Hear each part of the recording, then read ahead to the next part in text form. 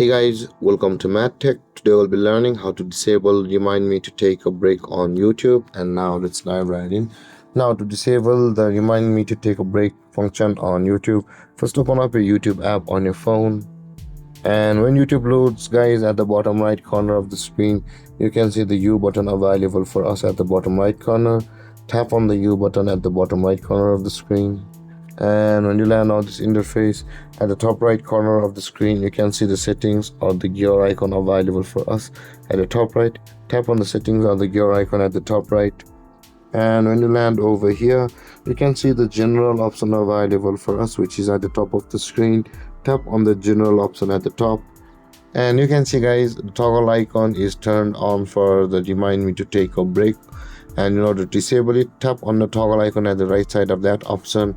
Remind me to take a break function will be disabled on YouTube. And guys, this is how to disable remind me to take a break on YouTube.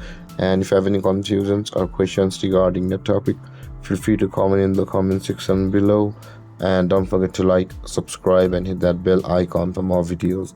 Thank you for watching, guys. Peace.